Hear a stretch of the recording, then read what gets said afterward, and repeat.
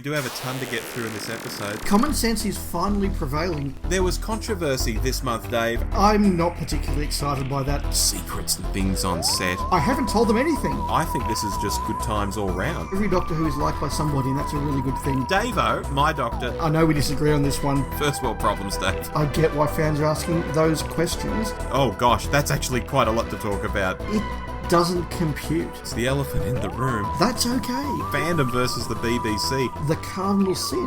Moving along. Lunch.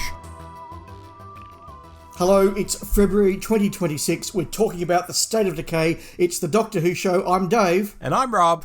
How are you, Rob? I'm good, Dave. This is such a short month. It kind of caught us. It did. There was a reason why we said, let's do something nice and simple and not requiring a lot of homework in February, because the gap between recordings is only about 2.5, 3 weeks. It's Wednesday, the show's going out on Sunday. That makes sense. That's our normal schedule. Yes. But then I look at the date and it's the 18th. It's like, what? The month's only half over. No, it absolutely freaked me out when I looked at the calendar a few weeks ago and I said, we're releasing an episode on the 22nd. Yeah. Yeah. It's crazy. It is crazy, but we have a big, long gap between this and March, so that's all fine. Robert, before we get any further into things, a little plug. The Sirens of Audio, who very good friends of ours at the podcast, we like to support their activities. They have got the next of their in-person activity events coming up in March, so way soon.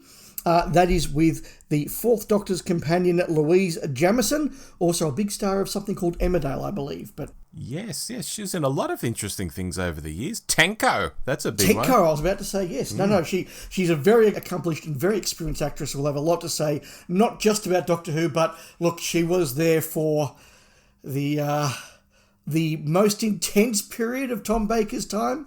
She was there for Graham Williams. She didn't have to marry him, though, Dave. No, that's true. But look, Louise has got a lot to say. I'm absolutely sure. She will be doing an event with the Sirens of Audio on the 1st of March in Melbourne, on the 4th of March in Hobart, and the 8th of March in Sydney. If you are interested in getting along, I do recommend their events. Just Google Sirens of Audio and it will pop up. She's also doing a one-woman show as part of those appearances. I don't know quite how that works, whether she does it the night before or the night after or something, but she's doing that too. Yes, I know in Melbourne it's the Saturday night before the Sunday event. I don't know about the other events because I'm not going to those ones. I'm going to the Melbourne one. Oh, fair enough. Fair enough. So yes, get out there. If you want to meet Louise Jamieson and you're in those cities, I recommend it. Mm-hmm. Rob, we'll kick on with some news. A few little things ticking on at the moment. The future of Doctor Who remains, some would say speculation, some would say rumour, some would say conjecture. There was a little piece in the radiotimes.com during the last month where Zy Bennett, who is the CEO and Chief Creative Officer, BBC Studios Global Content. Now that's a mouthful. It is. They were asked whether BBC Studios would basically stump up any cash to give the show a long-term future. And Bennett said he won't speak for the BBC, but that we're all in it together in terms of keeping Doctor Who on screen in the long run. He added, we're a big important part of Doctor Who and are all motivated to make sure Doctor Who has a long and flourishing life. We've got the Christmas special coming. After that, it's time for us all to work on it. Which, to me, is a very polite way of saying we've got a Christmas special coming, and after that, no one's committed any money to anything, and we're still working out what we're doing with this franchise. Is that how you read it, Rob? Yeah, we've stumped up some cash for the one-off thing, but we really hope a streamer gets on board with us after that, and we can get some nice cash from them. Dave, I've said so many times on this podcast that the show's just a cash cow to them at this point, and I think they're going to keep milking it any way they can, even to its detriment. I think, was it our Q&A episode I was talking about how I would have preferred that we put an end to the show around the end of the Capaldi era, and then we came back now, with 10 years of pent-up fan expectation and so on. I think that would be a much better situation to be in rather than shopping around a tired old show to all these streamers. I'm sure they'll get some sort of deal going with somebody. And it may be like to make 6 episodes a year or 3 movie-length things a year or something. I think they'll keep pushing Doctor Who forward, but it might not be quite everything everyone hopes for. Yeah, it's interesting, and I'm reflecting upon the conversation I had with Dylan Rees a few months ago in one of our one-off episodes about the way that TV is created. And whilst I think we would all like to believe it's still a case of creatives have a wonderful vision that they then go and get money for to create, I think the truth is that the cart needs to go before the horse, and it's a case of, well, before we even get too deep in the creativeness, we need to see if we actually have any cash available. Yeah. So I think that search for a replacement to stump up the cash is what they're looking for. Bottom line, there is no news on that front, and indeed there's no news on a air date for The Land Between the War and the Sea outside of the Britain either. That's just still quietly on the back burner. It's creeping closer and closer to the middle of the year, Dave, when the tabloid said it was going to air. I'm still going for Easter. We'll see what happens. Alrighty. A piece from you, Rob. Yes, a reasonably quick one here. Big Finish has announced that its Doctor Who licence is now renewed until 2035. And I saw some online types really cock a hoop about this being a really big deal.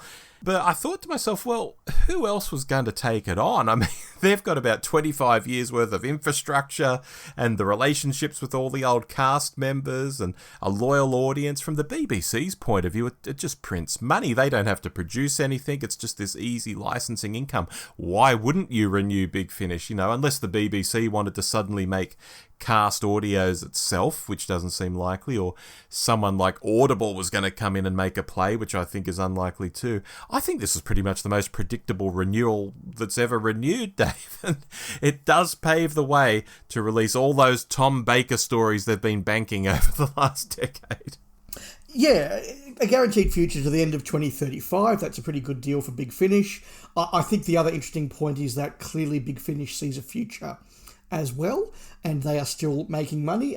Look, neither of us are particularly massive Big Finish fans. I think we both dip into it occasionally. In fact, I'm going to talk about dipping into a bit of Big Finish in a few minutes' time. But clearly enough people are buying the content to make it all worthwhile. And I keep reminding myself every time, and this does happen quite a bit, I see the details of a new Big Finish release and think, oh my God, why are they doing that? You know, with multiple recasts or, you know, bizarre combinations of doctors and monsters, whatever. And I just remind myself I'm a believer in the free market.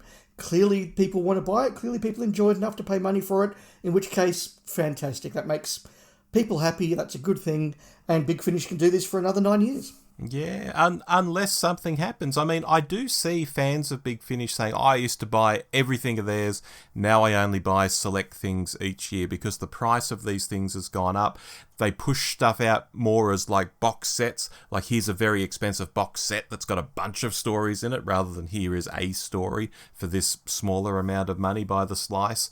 I see people complaining, and they might not make it to 2035 if people stop buying the stuff. It's not a guarantee they stay in business. We'll see, because costs certainly are going up for everybody in every kind of business out there.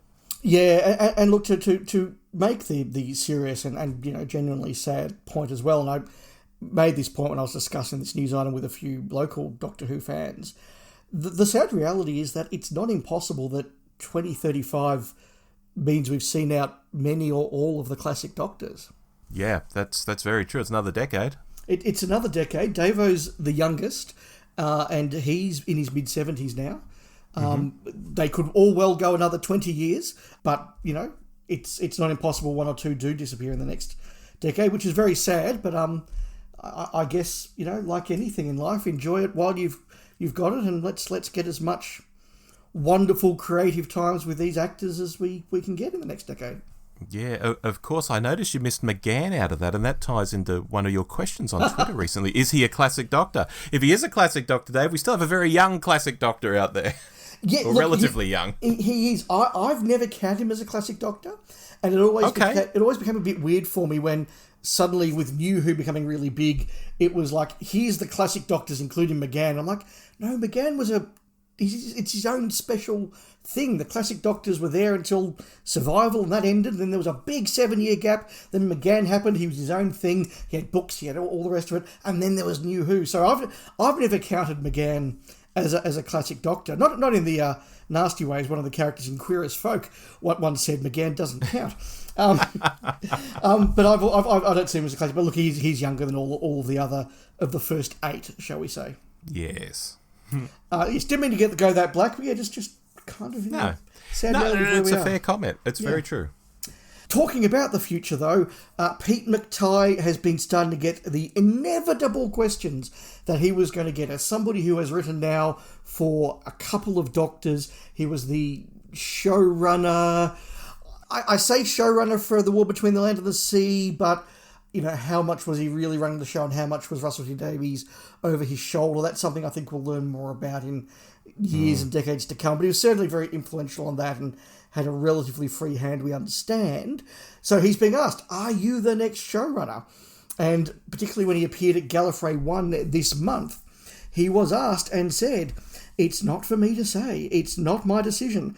I will give you the party line, which is that the position is not vacant. Russell is the showrunner, and he's a friend of mine, and whenever he calls, I will come running, but he's the showrunner, and I'm fine with that.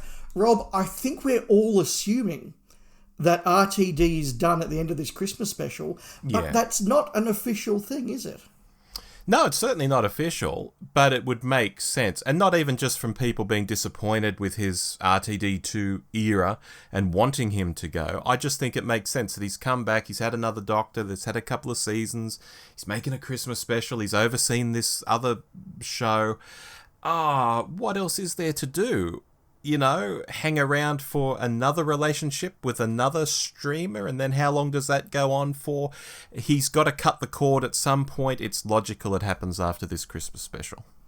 Yeah, I think there's so much in the air in terms of funding and producing and all the rest of it that we probably can't say it that definitively, but it is interesting that we are getting those conversations about who would you like to be the next showrunner. We had a conversation with a couple of our listeners online during the month, Rob, where we speculated about, would you like JMS to come back? And it was one of the questions also on our Q&A episode. And so there is that speculation. And I find it really odd, and maybe it comes back to that cart and horse thing, that there is significantly more speculation about who the next showrunner is and very little about who the next Doctor would be. Yeah, we haven't even thought about putting together our, 16 for 16 episode? No. It's like, well, is Billy going to be the Doctor in the next... I mean, Billy won't be an ongoing Doctor, but is she actually the 16th Doctor and we're thinking about 17 for 17 after that? Or is she just an interim face? Or is she even in it? What's happening? Yeah, I mean, I guess kind of like when Amazon bought Bond. Then it's a case of, right, now we know who's making the next Bond movie. The speculation starts in earnest about who's going to be the next James Bond. Yeah.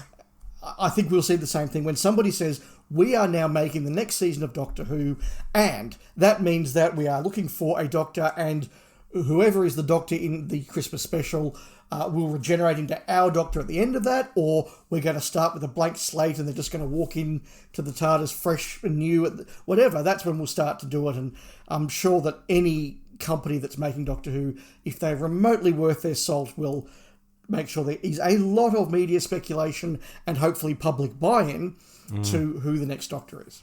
Absolutely. And look, just on McTighe, naturally that sort of talk excites me from a simple, hey, it's going to give us, if it is him, a younger showrunner, which is something I've said the show needs. It needs a younger showrunner. It gives us that Aussie connection. Like, oh, isn't that cool? An Aussie connection. But I think, has Pete written some amazing episodes of Doctor Who? Ooh, I don't think he has. You know, it's almost like Chris Chibnall all over again, where people say, oh, Chris Chibnall's going to be the next showrunner.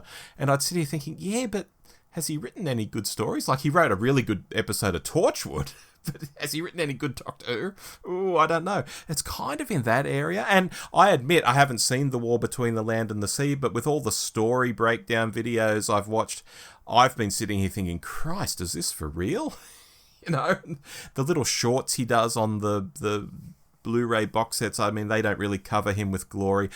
Although I acknowledge in a lot of those cases he's working with cast who haven't acted in decades, so, you know, there's a bit of a panto feel to them, and that's not 100% on him. I get all of that.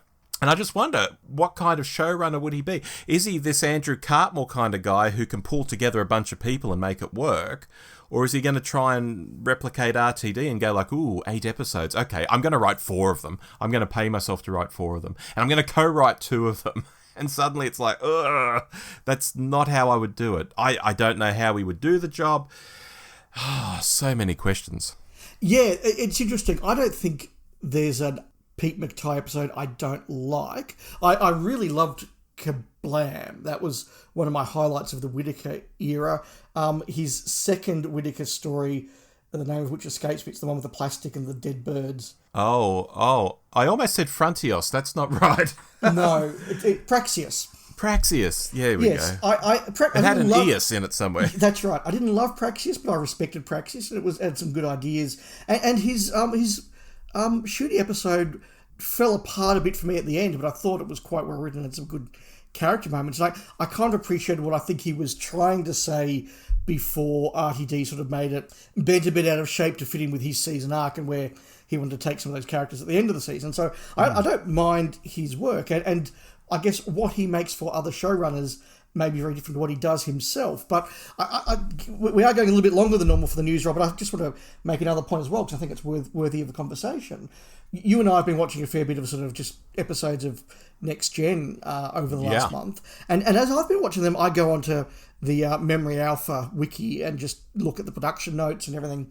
And it's funny how many for this and for Deep Space Nine, they talk about how somebody had the idea and then it went to a writer's room and 3 or 4 people all had a crack and did a draft, and it was when somebody threw in this element that it all clicked, or when somebody gave it another polish, it all came together. And it just sort of reinforced to me how much of modern television isn't actually as reliable on showrunners as we think. And that ability on a high-value, high-production show to have a writer's room where it gets passed around and every draft gets a little bit better, or 2 scripts get mashed up, or somebody goes, well, the reason it's not working is you're doing it from that character's perspective. Flip it to that character, and suddenly it all works. And I just found it really interesting that that's what Trek's been doing for decades. And Doctor Who has still sort of relied on the either the showrunner does it all, or one person writes it, the showrunner rewrites it. Yeah, I mean, I won't name him, I work with a reasonably well-known comedian. This is someone you can find on episodes of Live at the Apollo and other, big-name things you see on telly. And he has worked in writers' rooms, obviously for comedy shows and so on, but the principle's the same. They work for a reason. You get more heads around a topic. It can only improve it. And I've been so disappointed that Doctor Who's never gone there. We had that rumour, Chris Chibnall's coming, he's going to have a writer's room, and that never happened. I was so disappointed by that, because I thought, yes, it's the logical thing to do. Yes. But look, we're doing news, not topics, so enough of that. True. You've got one final piece for us, Rob, and it's a serious one, I'm afraid. Yeah, one to finish, and I don't want to dwell on it, we'll be quick. But it is out there that Noel Clarke, or Mickey Smith to a generation, was arrested earlier this month on suspicion of attempted rape, exposure and sexual assault by touching. Apparently he was questioned by detectives and was bailed pending further inquiries. And the Met said the arrest was related to a sexual offence alleged to have happened back in 2007. Against a woman in her 20s. And Dave, this isn't the first time we've reported on Noel having issues with the law in relation to women, and there's probably little to add, except we'll just keep our eyes peeled for updates on this. Yeah, no, there are no editorial comments from me. That's news reported, and I think we move on. Yes. I'll kick us off with our short topics then. I've got 2, you've got 1. I did mention earlier in the episode, Rob, I have delved into some Big Finish since we last spoke. I in fact, went down to join my family down at Wilson's Prom, and that means Nice. a fair amount of driving there and back and to campsites and everything. So I put together a Big Finish playlist. I listened to the adaptation of Original Sin, a Virgin New Adventure, and I've got to say, this could be the best Virgin New Adventure adaptation that I've yet heard, because although it does cut a lot of the story out in the way that all the adaptations do, you just can't fit 300 or so pages into a reasonable length Big Finish audio. I think it was very, very clever about what it left out, and it just left out sort of extras and left the real soul and narrative of the story was fairly intact, compared to a lot of the adaptations, particularly something like a Nightshade or a Higher Science, where you rip out a fair portion of the guts by having to adapt it, or by having to sort of change the tone a bit. It loses something, even though there are some great adaptations and I really enjoy them. This one I thought was the most honest and the most recognisable as the novel, even if, for what I assume are copyright reasons, they can't actually name the villain, which was amusing. Ah, well, look, not having read or indeed listened to this, do you think this adaptation works because the novel just suited an adaptation better? Or do you think someone's just had a blinder that day, adapting it? They got on the word processor and they've just had a real blinder in doing it? Or what do you think it might be? I think that as creative and slightly bonkers as the story is, there actually is a very clear narrative thread through it. There almost isn't multiple sub-threads. There's this just sort of one clear plot that has its little branches and tangents, but that probably does help to be able to adapt it into one clear story. Okay, interesting. I also listened to the adaptation of the Benny Summerfield New Adventure, Beyond the Sun, which was by Matt Jones, an author I'm a very big fan of. That was a lovely, wonderful adaptation. I really liked it. I don't think it quite was able to get into the heads of the characters in the way that Matt Jones's work and book does. I think that's a really important part of Beyond the Sun, and you just can't quite get there in an audio adventure to the same extent. But I liked what was there. It was a good, fun story. And then I listened to a Davo story, which was TARDIS, with Cicero. A lot of people have been saying, Dave, you love history, check out this range. And look, it was a fun story. I won't say I was blown away by the concept, but it was definitely a fun story. And having Samuel Barnett, a favourite of both of us here at the Doctor Who Show, Rob, was also fun. Which I guess then kicked on to him doing the Big Finish Cicero range. Yes, I believe so. Yeah, I would say so too, yeah. One for you, Rob. And your description here on the show notes says, lament. I hope this isn't too sad. Look, Dave, I've found myself lamenting 90s bookstores this past month. It's something I've said on the show before, might have even been our Q&A episode, and it's something I found myself typing a few times this past month on social media. Basically that feeling of going into a good sci-fi bookstore and having sections where there's a row of Buffy paperbacks or Angel, and of course a row of Star Wars and Star Trek and Doctor Who and X-Files and Robotech and Farscape and Sabrina the Teenage Witch and Indiana Jones. Basically, tons and tons of genre IPs had novel ranges. And they were pretty cheap by the slice, and it was just really good, And of course, you can go into a bookstore today, I'm not blind to this, and you can still find some IPs are still represented. But the output these days is more sporadic, and it seems less structured. Like my last Star Wars novel that I consumed was Reign of the Empire, The Mask of Fear, which came out this time last year, so in February. And the next book in that Reign of the Empire series doesn't come out until this coming September. And then God knows when the third one will be in the trilogy. I assume another year or more beyond that. And that sort of thing is a whole different experience to paperbacks landing monthly and just being there all the time to dip into. I actually forget the storyline in these big event novels nowadays in between reading them, because it's a year or year and a half in between drinks. So it's just this whole different vibe nowadays, and it's nowhere near as fun, I think, as going into a great sci-fi bookstore in the 90s, or even just a big bookstore that had a good sci-fi section, and just feeling that vibe, smelling the paper and the print and seeing all these beautiful new paperbacks. I miss it, Dave. I really miss it. Look, Rob, I absolutely know what you're talking about, and I absolutely feel you. I'm with you. I think that it's just a reflection of the book market across the board, not just sci-fi and telefantasy IP. I can remember being about 17 or 18 when Borders books opened for the first time in Melbourne on Chapel Street, just down the road from my high school, and just walking through these mega stores of books that you could just browse because they were able to import them in bulk from the US in a way that just hadn't been viable in the past here in Australia. Borders had a really good 10, 15 years, and then they all closed down, and now it's very rare to get a decent-sized bookshop at all. It's just a reality of the age we're in, I guess. Yeah, I think of Sydney, I think of, that Japanese one I know you're familiar with, Kuno Kaniya. Yes. And that's very good, but it's still not Borders good. No. No, it is a shame. I share your lament. Thank you. Speaking of books, though, I was inspired by listening to the adaptation of Original Sin, and I went and decided to go and reread Original Sin. The first time I reread it since I read it back in the 90s, so the better part of 30 years.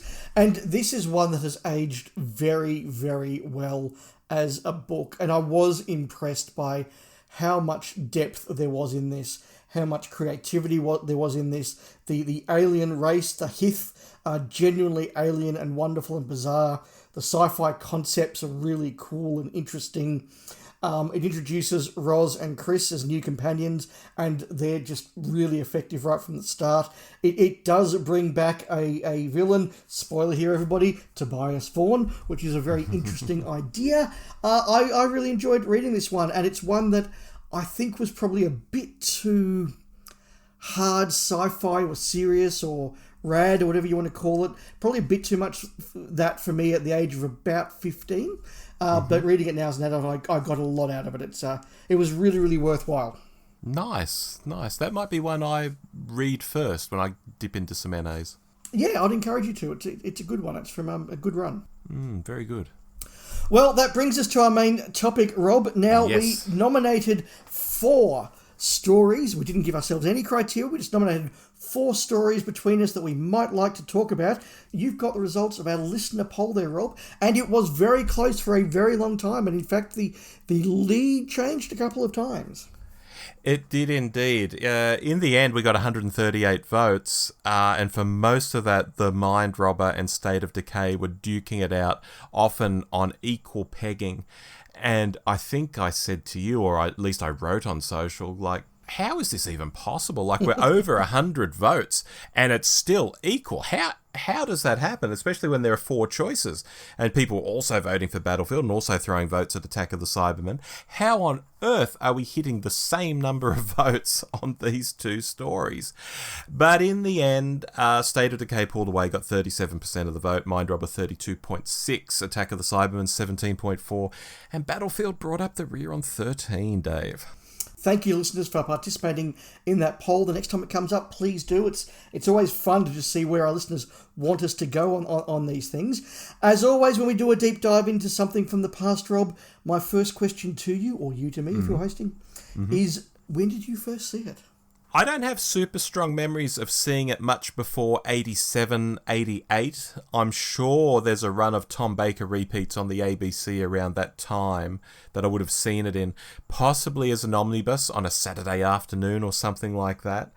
I have a feeling I recorded it too, because I have memories of rewatching it and having seen the first episode many more times than the other 3 episodes. It feels very familiar to me when I watched that first episode, less so with the others. So, yeah, let's call it 1988 on telly. Let's call it the 9th of April of 1988, Rob. No, have you got the date? I've got the date. So the first time that I remember watching this would have been that run in April of 1988, where you're absolutely right, Rob. They were a run of omnibus editions across a bunch of Saturday afternoons. So we also had it recorded off the telly, so it's one that I got to see quite a bit as I was growing up. But I didn't know where the cliffhangers were for many, many years because I only had the omnibus edition.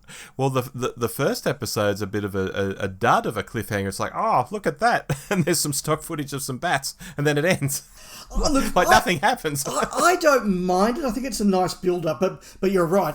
I had no idea that was the cliffhanger for a very long time. Because you wouldn't, no. No, it wasn't obviously the cliffhanger. And I was never sure with the second one whether it was the... it's not rocket fuel, it's blood, was the cliffhanger, or the welcome to my domain. Because one was, of course, meant to be the cliffhanger, and then because they were running under time, they re-edited it. So, yes, that was very, very interesting. I'll keep going with my thoughts, going in my high-level thoughts. And I'm going to say, Rob, Season 18 is one of my favourite seasons, probably my number 2 favourite season after Season 7. So we're starting in a good place. A few years ago, we did a deep dive, again voted by our listeners, into The Keeper of Traken, also from Season 18. And I walked out of that saying, this could be the best story in Season 18.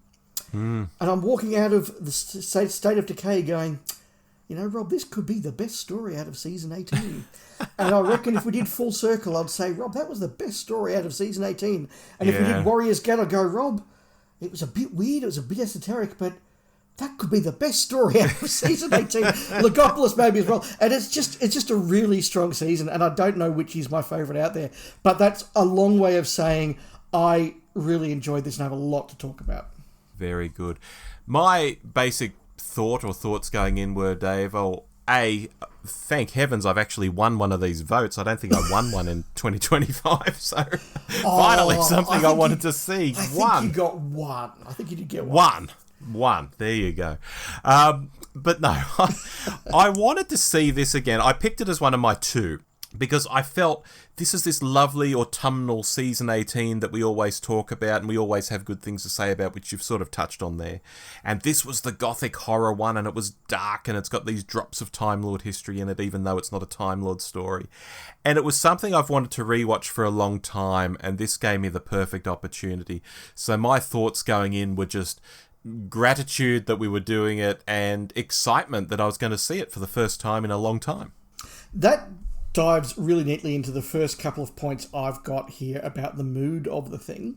The first thing I'll say about the mood of State of Decay is that, as you sort of inferred there, Rob, it does have that Season 18 mood, that sense of foreboding that lurches through the season, that sense of entropy that works its way through the season. Many things in Season 18 are all about systems or societies or equipment or people breaking down and things not working as well as they perhaps were. And so I think there's that wonderful vibe. I like the way that Tom's costume reflects it. I actually really like the burgundy costume. I know it's not popular with everyone, but I really like it. We have got the tireder, sadder, more sedate version of Tom Baker after the other extreme in Season 17, and I just think it's fantastic. It's a wonderful mood that goes through the season. Well, look, talking costume, I think it's the question marks on the collar that cop it. And it was the first time the Doctor got question marks on his collar. A lot of people question that. The costume is very put together. It's very costumey. It's very attractive. I think true. It looks good.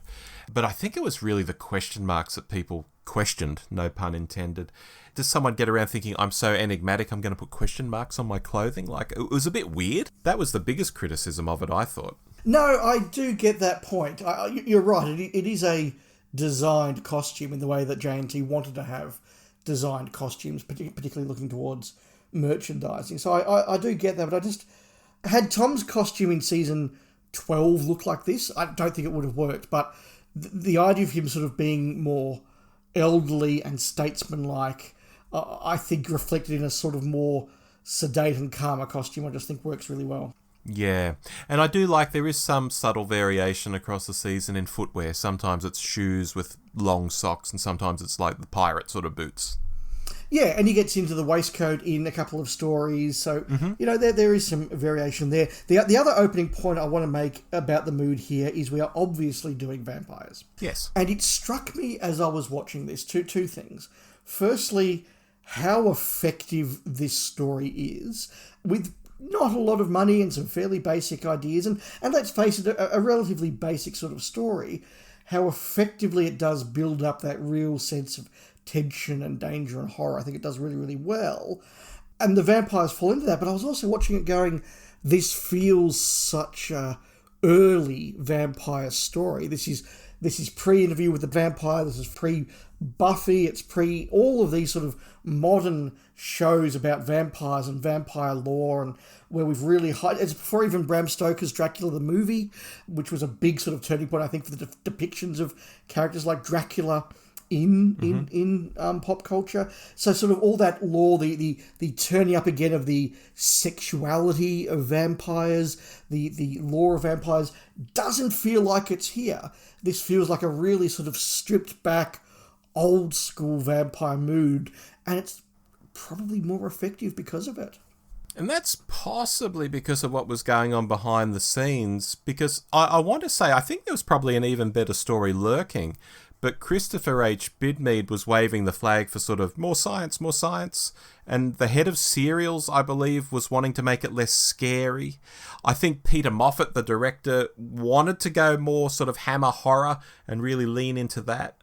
What came out the other end is something different, because maybe it was being pulled in different directions, like Christopher H. Bidmead pulling it back here, Peter Moffat wanting to go over there, the head of serials saying, don't make it that scary. So they're going in all different directions, if you get what I mean, creating this sort of piece that isn't like a traditional vampire story in some ways, even though we are doing vampires. No, absolutely. I think it is being pulled in a number of directions. Now, this, of course, started life as a script in the slot that Horror of Fang Rock eventually filled, and there were various reasons in the BBC about, we're doing vampires seriously, we can't have somebody doing silly vampires, whatever, which is a bit ridiculous. Like, surely if vampires is in the mood, you want to add to that and get everybody co-watching things and cross-pollination. Well, they were doing a Dracula mini-series or something, weren't they? Yeah. Yeah, but surely you want cross-pollination and like, hey, I really enjoyed these vampires on Doctor Who. Oh, let's go watch Dracula or vice. Yeah. It's a ridiculous decision, but anyway, it was pulled, and when you realise that Terrance Dicks then wrote Horror of Fang Rock and was writing it in the style of a Philip Hinchcliffe, Robert Holmes gothic horror, you get where he's coming from with that sort of mood. Then you've got Christopher H. Bidmead, who's doing the magazine science version of Doctor Who, pulling in another way. Then you've got Peter Moffat as the director going, I really like this hammer horror, let's pull it in that way. Then you've got Barry Letts as the executive producer going, I've come back to make Doctor Who more like it was in my time and serious. And make Doctor Who great again. Make Doctor Who great again. So he's pulling back in a more serious and sort of intelligent sort of way. So you have got these creative tensions, and as often has when you get proper, genuine creative tensions, I think you get a really good mix. Yeah, I agree. Before I go on to my next point, Dave, I think we need to get it over with before we go on much further. There's a Queen Camilla in this. Who would have known back writing season 18? Yes, that's very, very true. Had Charles and Camilla even met in 1980? Ooh. Oh, they were knocking around at polo matches, I think, around then, weren't they? Maybe only just, because he marries Diana in 81. So yeah, they probably didn't know each other, but only just. Yeah. I like how the setting feels very Doctor Who, and what I mean by that is we have colonies descended from spaceships multiple times in Doctor Who, as recently as the previous story to this one, let alone Face of Evil or going back to the Pertwee era, colony in space, all of that sort of stuff. The spiders. Yeah, and the idea of having technology in a sort of feudal society. I mean, hello, Mysterious Planet and shows like that. This one feels very much in that lineage when we can now look back and see all of classic Doctor Who as one big thing. I like that. Yeah, I do too. This feels... I want to say it feels comfortable. That's not the right word, because this is not a comfortable story to watch, and I'll talk more about that in a moment. But it does feel very familiar Doctor Who. And safe in that sort of sense, you're right. This could be a Pertwee story in some ways. It could be a Davo story in some ways. I mean, I could even see some aspects of this going back to Troughton, maybe. Yeah, possibly. Later Troughton, yeah.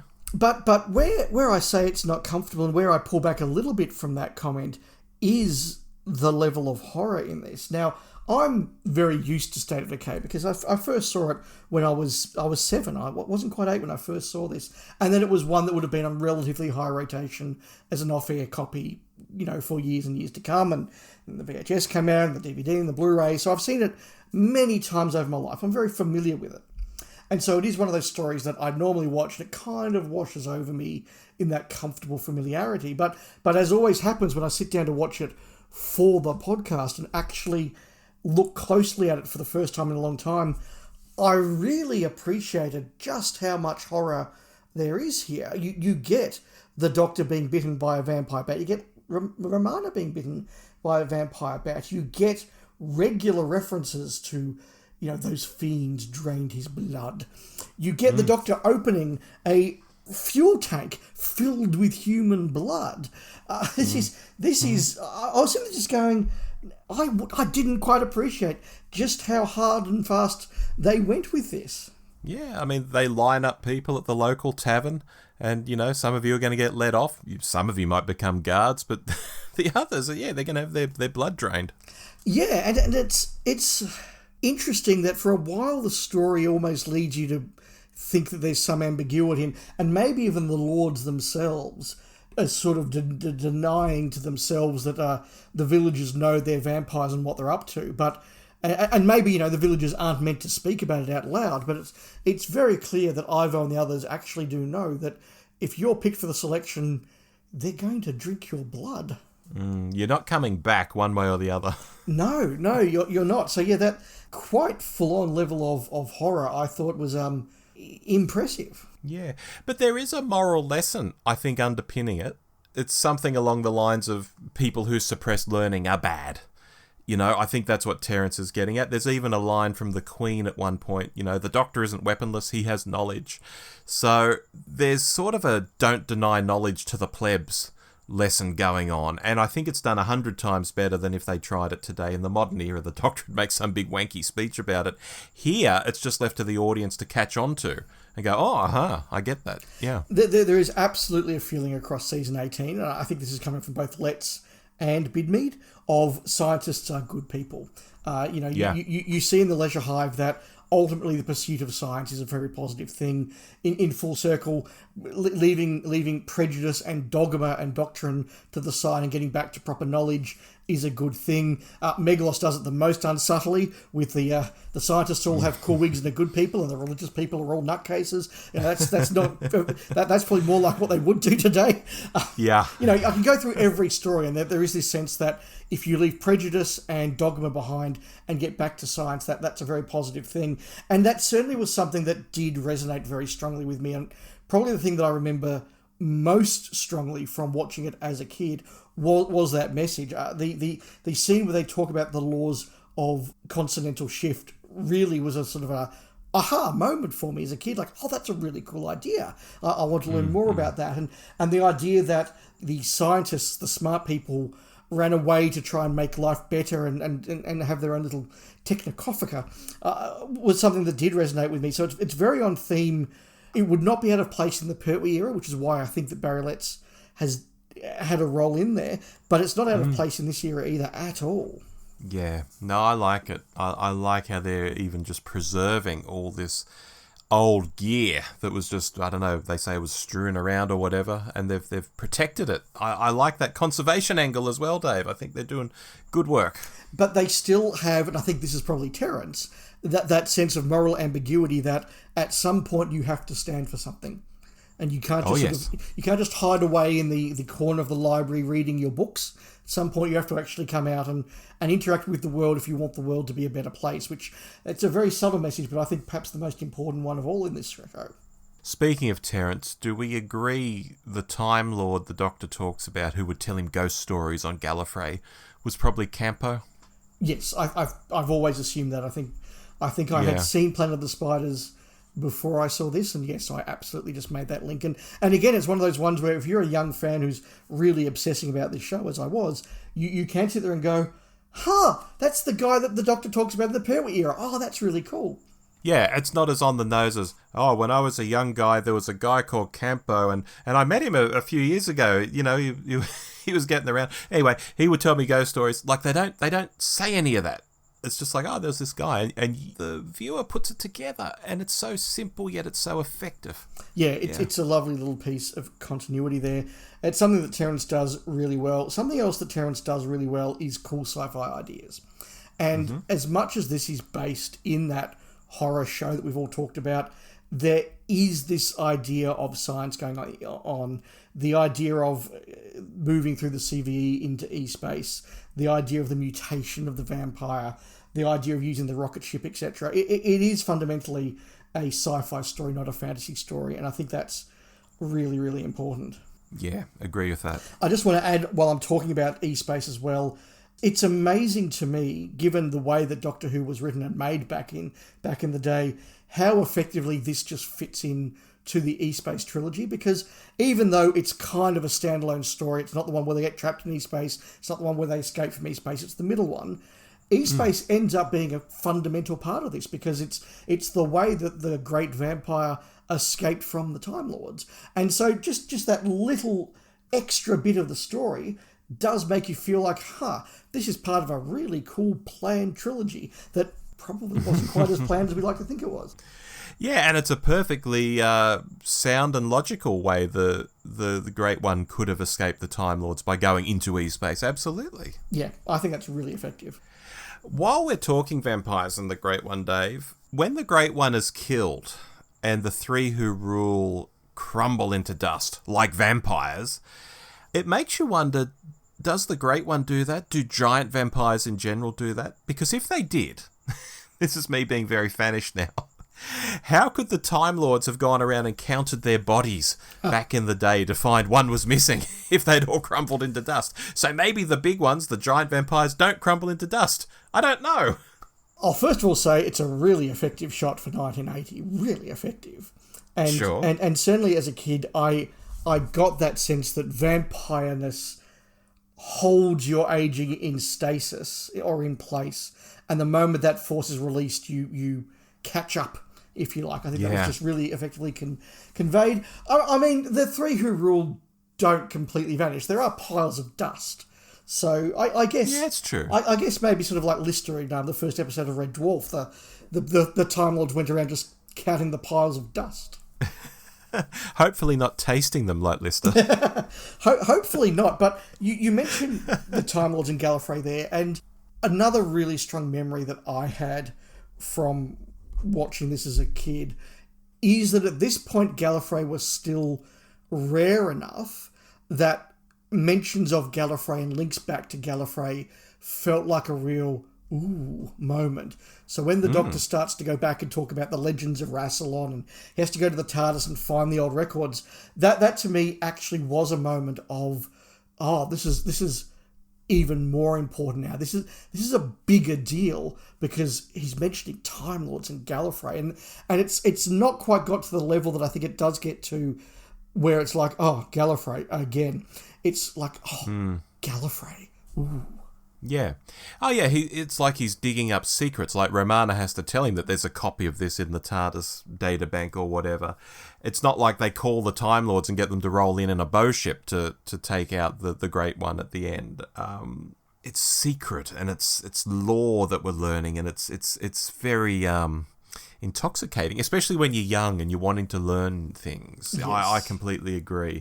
I do like it. I think the Great Vampire stuff gets a bit of an eye roll from some fans now, especially as it's been done in, I think some of the comic strips have done it, some of the novels have mentioned it. It's a bit eye-rolly for people now, but I think in this story it's like, this is really interesting.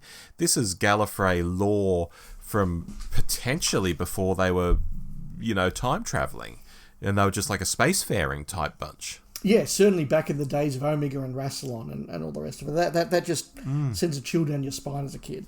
Yeah, absolutely. Should we talk the Doctor? Let's talk cast. Let's start with the Doctor. What do you think of the Doctor here? This is the one, well, I'll talk about Tom Baker as well, because this is the one where people famously say, oh, look at Tom, he was so sick. His hair had stopped being curly. Yeah, he looks kind of thin, I'll go with that, but broadly, I don't see a man totally under the weather or suffering or anything else you might imagine from reading about it in reference books, because I would read about this in reference books, probably like A Celebration or something like that by Peter Haining, and I think, oh Christ, he must be like buggered on screen, but he's not really. He seems all right to me. He looks smaller inside the coat than he normally does, which I think... Yeah, thin. Yeah, so he does look thin. I think that's right.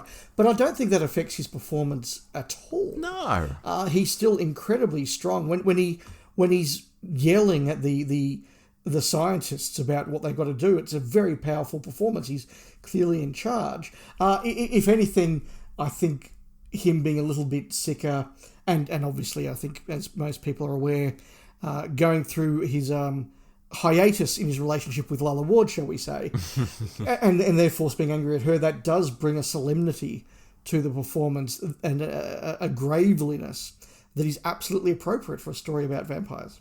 Yeah. At the same time, though, I was surprised how goofy he was in this story at times. You know, I think we do build up this idea that by season 18 he'd run out of juice, and it's this sad autumnal funereal thing that I was talking about earlier. But there are bits in this I wouldn't call out of place with earlier Tom, like season 15 or 16. You know, it's still Tom Baker being Tom Baker in some of these scenes. He's still saying funny stuff. It's not all serious. No, and I think you can see Tom's awareness of the kids watching at home, because he will have a very important dramatic moment. He will have it's not rocket fuel, it's blood. But then 30 seconds later he'll do the, you stepped on my toe. and just sort of bring the tension down a little bit. When you get the very scary confrontation at the end of the episode with Orcon, after the cliffhanger is resolved, you get the, oh, well, that's okay, we're Time Lords, we're not scared of you, and he just does bring it back, because you are watching a family show, you're watching a kid's show, and I think Tom is very aware of when to do scary and gravity, and when to just make sure everybody knows at home that it's still safe to keep watching. Yeah, I think there's a good mix in this story, if not this whole season. What did you make of Romana in this one? I made some notes, but I don't really have a great deal to say about her in this. I mean, she's there, she's doing Romana things, she's being clever, she's got some good lines, but there's nothing where I sit here and it's a week or two on from when I watched it, and I don't think, oh god damn, she was amazing or anything, nor do I think, oh god, she was terrible. She was just there being Romana to me. Do you feel differently? No, I think that's a really important point, and I did. Oh, okay. I did actually sort of get to the end of it and thought, this wasn't Romana's story, was it? No, that was my big takeaway. No, and I don't actually think it's Lala's best performance either. I'm not saying it's a bad performance, but no, not at all. But a really good Lalla Ward performance, something like The Horns of Nymon, something like Warrior's Gate, really lifts. You know, there's a real energy to it. And this one, I don't know whether it's because she doesn't have the moments as such, or she just wasn't quite in the mood, but it isn't, I think, her best performance. It's a more subdued one, and that's okay, because it's not her story. No, that's right. It is, however, Adric's first story as a companion. And his first filmed, I believe. I believe so as well. And yeah. You know what? I'm an Adric fan. Listeners will know that. I thought he was fine here. I think it's interesting to watch him. I had no doubt, watching this as a kid, watching it now, that when he first meets Orcon, he's genuinely sort of intrigued. He's on his first alien world. Somebody's saying, come and do mysterious things with me. He's like, yeah, that sounds interesting. I'll come and do mysterious things with you. Show me your mysterious stuff. This sounds cool.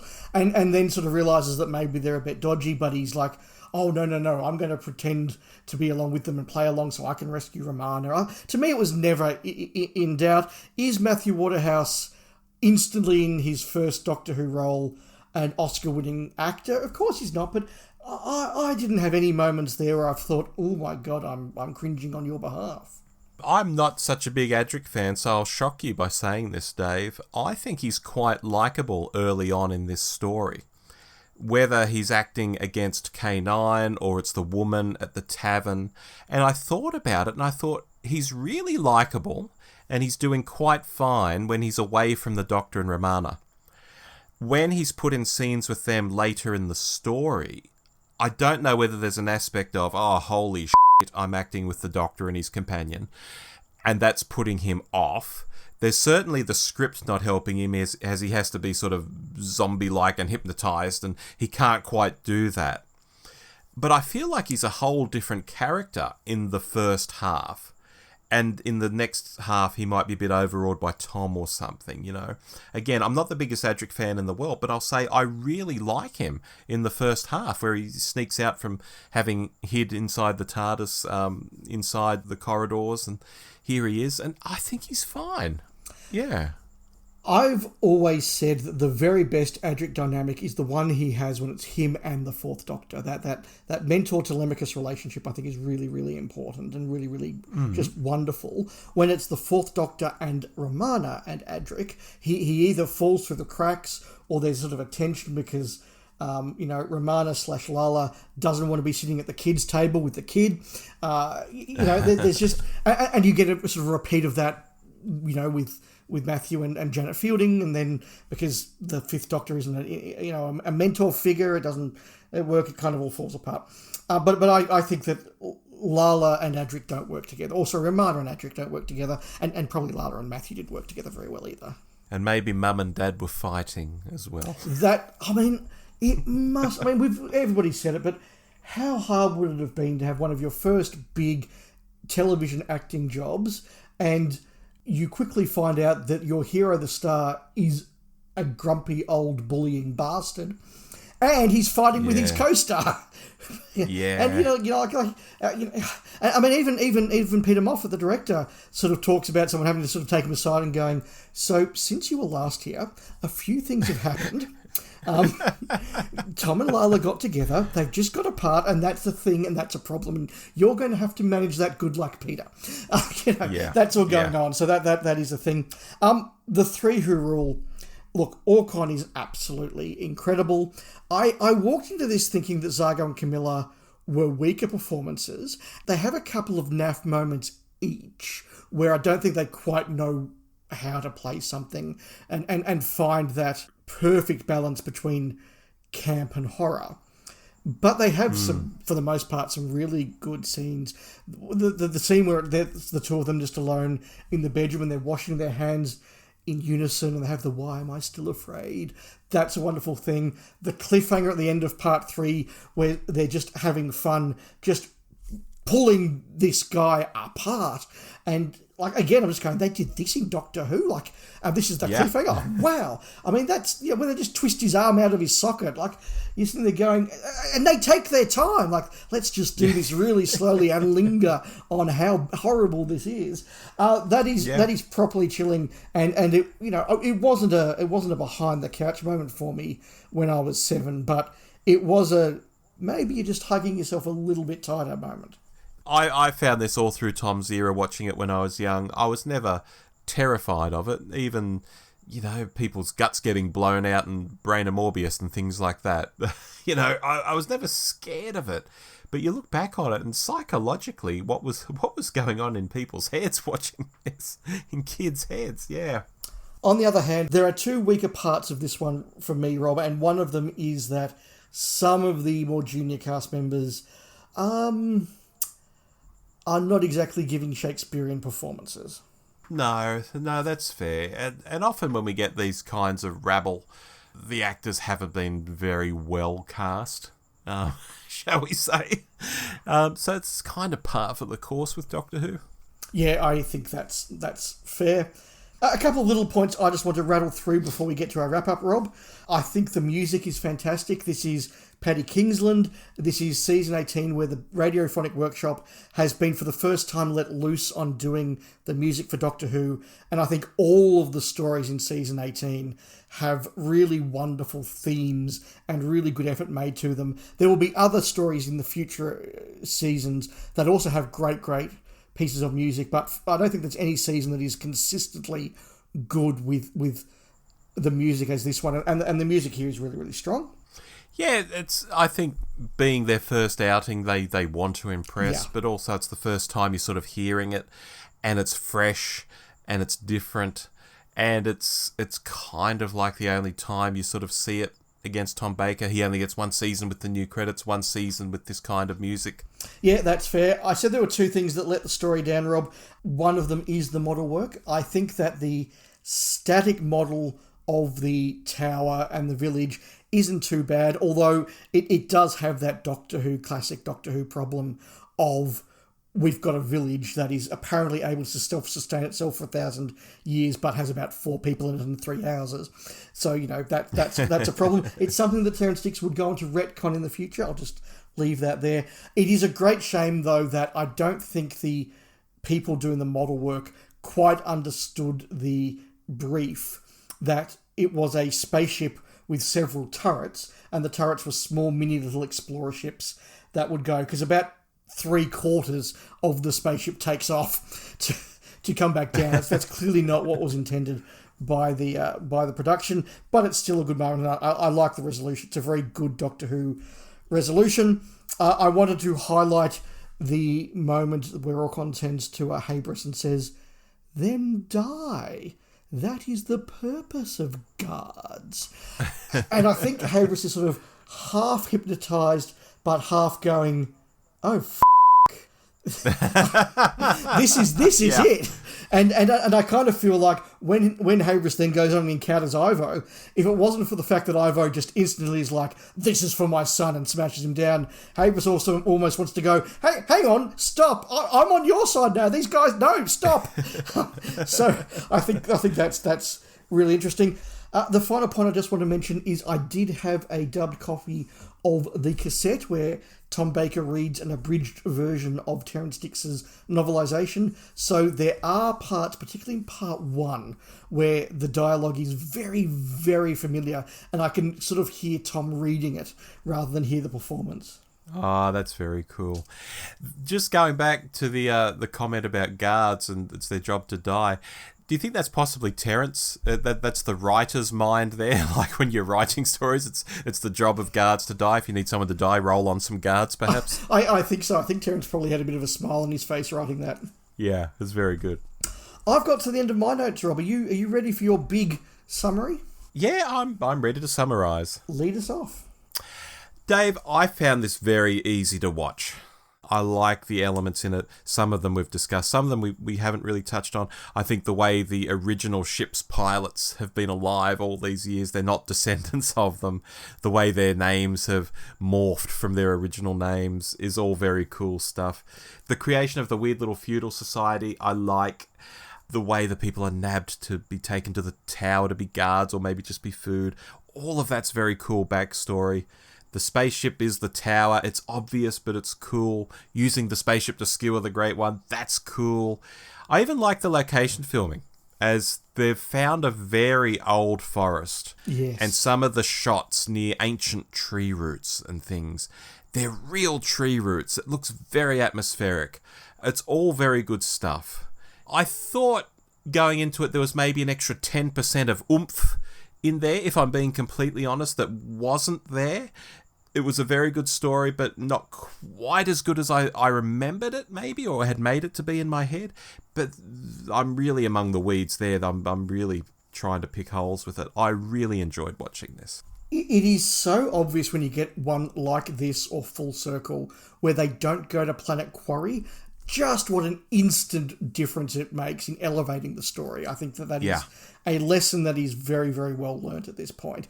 Look, Rob, I'm with you. I put this one on, and it was one of those, okay, I've got time, I'll watch part 1 and see how I go, and then suddenly I blink and I've watched all 4 parts. It was a wonderful story to watch, and it just gets everything right, apart from those couple of little acting moments, a couple of little production moments, because at the end of the day it is Doctor Who on a Doctor Who budget. However well J&T was balancing the budget and making the money sing in season 18, it still is a Doctor Who BBC budget and 1980 technology. But the Doctor gives a great performance, the cast is great, Orcon is fantastic as a villain, it looks fantastic, it sounds fantastic, and at the end of the day it's got that Doctor Who mix of a bit of horror, a bit of sci-fi, a few moral lessons along the way, a bit of humour, a little bit of campiness, and just an enjoyable story well told. And that's why this is a fantastic story. It's right up there. I'm really glad that we got to watch this. Yeah, well summarised. Well, that's what we thought. As always, you can let us know what you thought by sending us some listener feedback, and we're going to hear what that was now. Now, the first one here says David via email. Now, I assume that's come from someone called David, but as it's got my name on it, I'll kick us off by reading it. You didn't write this? I didn't write this, no. Okay. But there are a few. When I was in primary school, we had 28 kids in the class, 4 called David. So yes. There are a few of us out there. We've noticed this before with our listeners. There are a lot of Davids. There are a lot of Davids. Yeah. So this email's from David, as I said, and it covers a few little things that we've done along the way. Hello, chaps. Hope you're doing well. First, I'm with Rob. I'm on the side of 5. The Visitation was the first classic story I ever saw after The Parting of the Ways aired when I was a kid. I have some recommendations for alternate galaxies that I'd love to hear someday, but not sure whether you've ever watched them or not. Primeval, Robin of Sherwood, Hustle, and Life on Mars / Ashes to Ashes. All the best, always listening, sincerely, David. P.S. When you do your Gin and TARDIS episodes, while I can appreciate it might not be possible, it would be great if you could do them as commentaries while having a few drinks. That would be fun. Wow. So, Rob, I'll start at the end and just say, look, I agree it would be fun, David, and it's a fun suggestion, but turning a nice 30 to 40-minute conversation into a 90-minute conversation is a lot. And I've done a couple of commentaries before when we wrapped up the Goodies Pirate podcast, and they're actually really hard work because you can't have any dead air. You can't just be sitting there sort of watching it, and so you end up sort of just going, oh my God, and just throwing out these awful non sequiturs or just, really mundane sort of comments to try and just keep some conversation going. And I don't feel like that would be as fun as what we do, but I get the suggestion. I've never been a fan of commentaries. I mean, we've never done them on this show, and I try not to listen to them on other shows. They have their place, but no, it's not my favourite thing either. Yeah. Of David's 4 suggestions, I've seen 1 series of Life on Mars. It is my plan to work through more of that Ashes to Ashes over the course of the year. I'm aware of Primeval, never seen it. I would like to check out Robin of Sherwood sometimes. I've heard good things but haven't seen it. Sorry, I don't know what Hustle is. Hustle, I think, got recommended to me when Mark Cockram hosted the show. I want to say it was Mark who recommended it to me because I've not seen it. Primeval, I've not seen. Robin of Sherwood, I watched when I was a kid. I couldn't tell you much about it aside from the theme music and... did I miss episodes? I probably did. I couldn't do an alternate galaxies based off what I remember of it, that's for sure. Life on Mars, Ashes to Ashes, I have seen all of, and I will do any time as an alternate galaxies if you want to, Dave. It is my intention to watch all of them. As I say, I've watched 1 season. I did find, as I said when we did What Have You Been Watching a few months ago, that binging it didn't quite do the story any favours because there was a sort of sense of the formula starting to show as you watch more of them in close proximity. So I'm having a break and I'll come back maybe in a month or so to season 2 and then go on to Ashes to Ashes. We do know which TV show we're probably going to do next for alternate galaxies, but we'll keep it a secret till we're ready. Yeah. And of the 2, I'll say Ashes to Ashes is my favourite as well. Anyway. I've heard a few people say that. They're like, look, even if you don't think Life on Mars is, top tier, stick with it because Ashes to Ashes is. So that's encouragement I will bear in mind. Alrighty. I've got Brandon Moore via email. Brandon says, "Hi guys, long time listener here, first time writer. I've been listening to you since the Who Wars days, when I was just a naive 18-year-old. Now I'm married and have a child and a life and responsibilities." Oh my God, he's making me feel old, Dave. Suffice to say, I've enjoyed your podcast immensely, following me through the ups and downs of life. It's always a wonderful, well-balanced listen. Anyhow, my main reason for writing was to drop another suggestion into the hat of Rassilon for list makers. Favourite individual episodes of a multi-part story. So you can pick an episode of the classic series, save Mission to the Unknown, or any part 1 or part 2 of a new series episode. Thank you, Brandon, for writing in. That's a lovely little email, and I'm just putting that suggestion into the hat of Rassilon right now. Excellent. On our nostalgia episode of The List Makers, Richard Taylor emailed us to say, This was a really fun episode, guys. Thanks. Not a full top 5, but I do have one story that particularly hits for me. New Zealand had a huge delay between seasons 19 and 20 being aired. I was 6 and had a hip problem that meant I was in plaster for a long time, 9 months all up. My parents decided to buy a VHS recorder so I didn't go completely nuts, and we started taping Doctor Who off the TV. The first story we recorded was Mordrin Undead, so that still has a strong link, but really it was Enlightenment that I feel the strongest attachment to. I watched all of them over and over, but something about that moment when you see the ship sailing in space just really landed me hook, line and sinker into fandom. I can still recite most of the dialogue 35 plus years later. We also had the Target novelisation, which was amongst the first ones I read. Thanks for sharing, guys.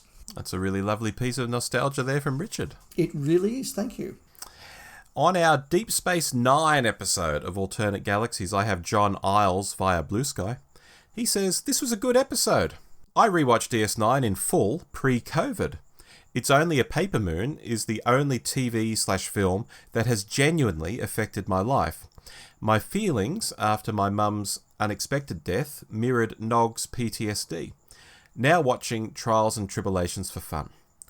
My top 5 Star Trek DS9 episodes are In the Hands of the Prophets, The Search Parts 1 and 2, Little Green Men, Trials and Tribulations, and It's Only a Paper Moon.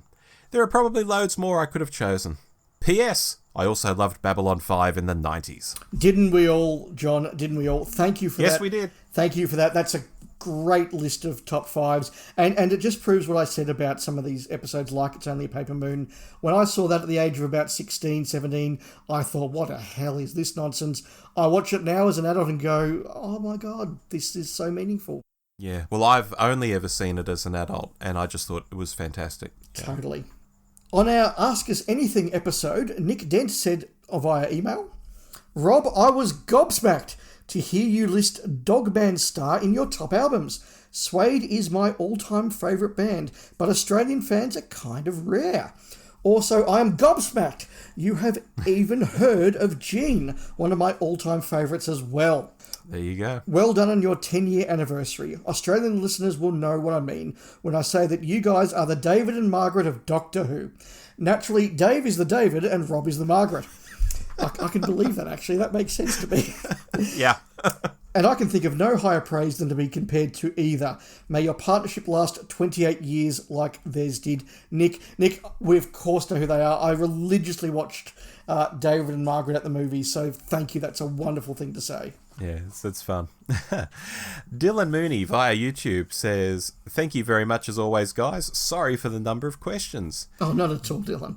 Good man, Rob. A big Suede fan myself and flying to see them in York in a couple of weeks. Got into them with Autofiction in 2022 and am still only 21. Your thoughts on the new album? My thoughts on the new album? I own it. I think the songs are very straightforward rock, which are a little different to the kind of stuff I liked back in the day, the kind of stuff that was on Dogman Star, the kind of stuff that they sort of came back with when they reformed, with like the Blue Hour and things like that. I think it's a perfectly fine album. It's not one of my top 3, though. Fair enough. I haven't heard it. I can't comment. I have heard from Peter Field, though, via Facebook, who says, "What a great listen on a Sunday in my garden. By the way, David is 100% right, Rob. I will always enjoy my Cabana, Savoys and beers later today." I'll enjoy my Cabanossi and we'll agree to disagree.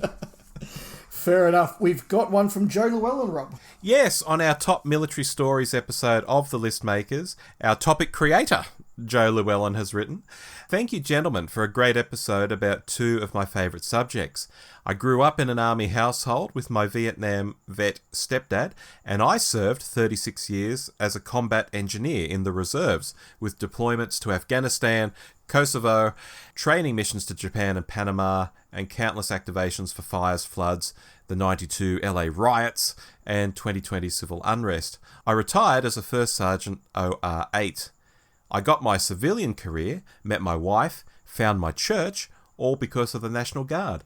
My family served in the army since before our independence, mostly when called by our nation in time of war. Really interesting picks and great conversation. Dave, I agree the cast and crew of the 60s and 70s had a much better grasp of the military due to their own experience. They could portray it authentically in ways that the newer crew can't. Buffy couldn't get it right either. My picks, and I made these before I listened to the episode. Number 5, the Sea Devils, great use of the Royal Navy on and below the seas.